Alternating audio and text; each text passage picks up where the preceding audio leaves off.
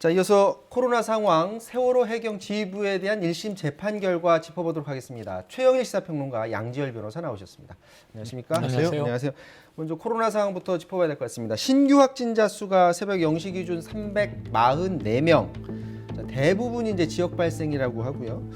집단 감염 어떻습니까? 대부분 그전 네. 그 유형이랑 비슷한가요? 비슷해요. 그러니까 가족 간에도 나오고 있습니다. 이 여천 경우에는 16명 네. 가족 간 감염이 나온 바가 있고요. 이 최근입니다.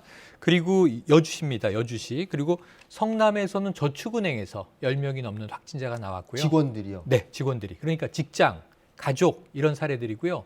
또 하나 최근에 좀 걱정되는 것은 대형 병원에서 지금 이 명절 연휴 사이에 용산구에 있는 순천향대 서울병원에서 56명이 나왔습니다. 굉장히 많이 나온 거고요. 그리고 이미 이제 명절 전에 한양대병원에서는 확진자가 나오고 있었는데 지금 누적 확진자는 100명을 넘기고 있습니다. 인천 서구에서도 또 병원에서 한 10여 명 감염이 됐고요. 이렇게 보면 지금 전국적으로 좀 규모가 큰 것은 병원, 또 가족, 직장, 이 집단 감염은 크고 작게 계속 이어지고 있다. 이렇게 봐야 될 것 같습니다. 과거를 잠깐 기억을 되짚어 보면 무슨 큰 병원에서 집단 감염 났다고 하면 네. 굉장히 놀라고 그랬었는데 요즘 뭐 하도 큰 병원에서들 집단 감염이 많이 나오고 발생하니까 이거 굉장히 우려스러운 부분이 아닐 수가 없는데 종교 시설도 지금 집단 감염이 많아요. 그 IM 선교 원발 집단 감염 때문에 굉장히 떠들썩했었는데 자, 이곳에 대해서 경찰 압수수색했다고요? 네, IM 선교회 본부가 대전에 있습니다. 네. 그래서 대전시하고 대전시 교육청이 고발을 해서 경찰이 압수수색을 한 3시간 넘게 압수수색을 했고요. IM 선교회 산하에 뭐 국제 학교라든가 선교원, 연구소 이런 명목으로 전국에 23개 정도 시설이 있는데 거기 도합해서 400명이 넘게 지금 확진자가 나왔거든요. 네. 그래서 이제 감염법 예방법 위반으로 첫 번째는 저 본부 내에 예배당이 있는데 그럼 이제 교회처럼 예배당 시설에 대해서 감염병이 지금 현재 20% 그러니까 좌석수의 20%만 예배를 드릴 수 있는데 그것도 위반을 한 것으로 보인다라는 거고요. 또 학교라는 이름을 썼잖아요. 지금 초중등 교육법에 의해서 학교라는 이름을 가지고 이 학교 정규 과정을 가르칠 수 있는 그 시설은 따로 허가를 받아야 되거든요. 네. 그런 허가를 받지 않은 부분도 있어서 같이 이것도 들여다볼 것으로 보입니다. 자, 오늘부터 거리두기 단계가 조정이 됐습니다. 지금 수도권은 2단계, 비수도권 1.5단계인데 지금 관심을 가졌던 것은 5인 이상 금지 어떻게 되느냐인데 네. 금지는 그대로인데 유지. 직계 가족은 네. 만날 수 있게 풀렸다고? 직계만 만날 수 네. 있는 거예요? 그러니까 설 명절 때는 사실은 직계를 다 포함해서 5인 이상 사적 모임은 금지였던 거죠. 네. 저희도 뭐 삼남매가 다 분산해서 이제 어머님을 찾아뵙고 그랬는데 네. 오늘부터 바뀐 것은 5인 이상 사적 모임 금지는 유지되지만 직계 가족은 예외다. 네. 주소지가 분리돼 있다 하더라도 직계 존비속, 그러니까 조부모, 부모, 자녀 세대가 함께 모이면 5인 이상도 허용입니다. 중간에 만약에 부모님 없이 형제들 예, 만나. 안 됩니다. 그러니까 직계 존비속은 수직 개념이라서요. 네. 어머니나 아버지가 안 계신 상태에서 부모가 없는데 형제들끼리 5인 이상 모이면 이건 안 되고요. 네. 또 이제 뭐 친척, 지인, 이 직계와 관계없이 5인 이상 모이면 안 됩니다. 이건 모두 안 되는 거고 단지 직계라 하면 조부모, 부모, 자녀 세대가 5인 이상 모이는 것은 외부 식당이나 가정이나 허용이 됩니다.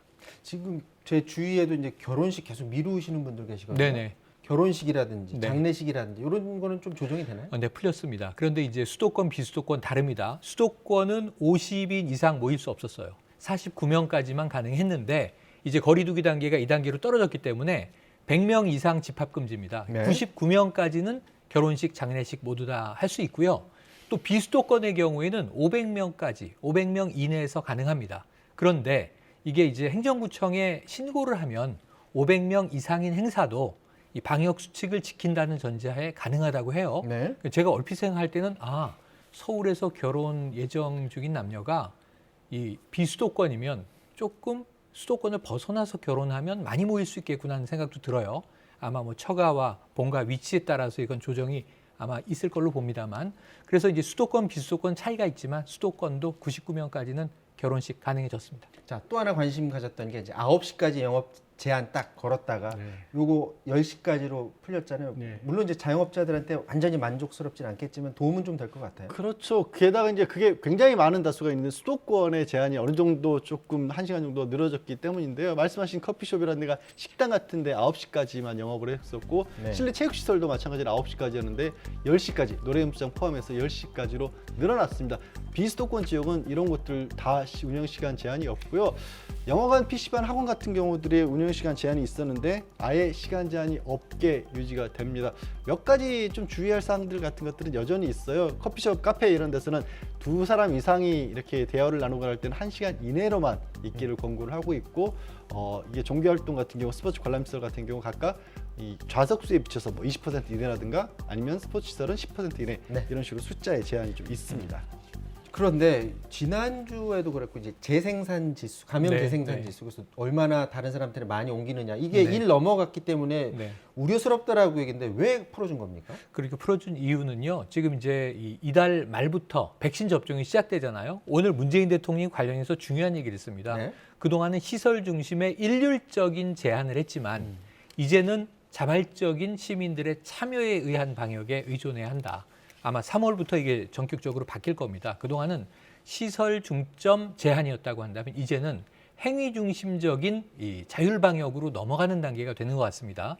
구체적인 내용은 아마 이제 2월 말 3월 초 백신 접종과 함께 발표가 되겠죠. 네. 그러면서 또 정세균 총리는 무엇보다도 지금 경제 문제 때문에 이거 풀지 않으면 자영업자들의 고통을 계속 이제 악화 일로로 놔두게 될 것이고 이것 때문에 지금 3월에 4차 재난지원금도 함께 검토 중에 있습니다. 자, 이달 26일부터입니다. 정부가 이 백신 접종을 시작을 하는데 구체적인 시행 계획이 오늘 발표가 됐습니다. 잠깐 듣고 오도록 하겠습니다. 65세 이상 연령층에서 백신의 효능에 대한 통계적인 유의성 입증이 부족하고 식약처 품목 허가 시 65세 이상 고령자에 대해 사용을 신중하게 결정해야 한다는 주의사항이 기재된 점을 감안하여 65세 이상 연령층에 대해서는 아스트라제네카 백신 효능에 대한 추가 자료를 확인하고 예방접종 전문위원회 심의를 거쳐 예방접종을 시행하는 것으로 결정하였습니다. 요양병원, 요양시설 입원 입소자 및 종사자에 대해서는 만 65세 미만 27만 2천여 명을 대상으로 2월 26일부터 아스트라제네카 백신 1차 예방접종을 시작할 계획입니다. 요양병원, 요양시설이 대부분이 만 65세 이상일 것 같은데 네. 이분들 빼고서 지금 하겠다라는 거예요. 그러니까 요양병원에 계시더라도 네. 거기 종사하시는 분들도 있잖아요. 그분들은 만 65세 이상 미만이지 않습니까? 그런 분들을 대상으로 먼저 시작을 하겠다고 하는 것이고 사실 초기에는 65세 이상 분들에 대해서는 의사의 개별적인 판단에 맡길 것처럼 그렇게 알려져서 이것도 좀 논란이 됐었지 않습니까? 그래서 아예 그러면 아직은 잘 모르겠다라는 것이기 때문에 조금 더 명확하게 어떻게 보면 판단 기준까지 나올 때까지 3월 말로 좀 미루겠다는 것이고요. 화면 보시는 것처럼 요양병원이 우선적이긴 하지만 65세 미만을 상대로 해서 접종을 하고 또 그 다음이 고위험 의료기관 의료진 또 방역요원 이런 순서로 해서 순서를 정해놓고 접종을 하게 됩니다. 자, 이거 심의를 거쳐서 한다고 했는데 이게 뭐 우리나라에서만 네. 문제가 되는 건 아니고 전 맞습니다. 세계적으로 마찬가지입니다. 그럼 다른 나라 추세를 보고 하겠다는 건지도 좀 궁금하고 그럼 이분들은 마냥 미뤄지는 거예요? 네, 어떻게 되는 아닙니다. 거예요? 제일 중요한 건 이제 데이터인데요. 임상 데이터가 확보돼서 효과가 있다 없다, 안전하다 아니다 이걸 판단해야 되는데 일단 아스트라제네카는 안전성 문제는 아니에요. 효과성의 문제예요. 고령자에게 효과가 있느냐. 지금 독일, 프랑스는 65세 위로는 권고하지 않는 거고요.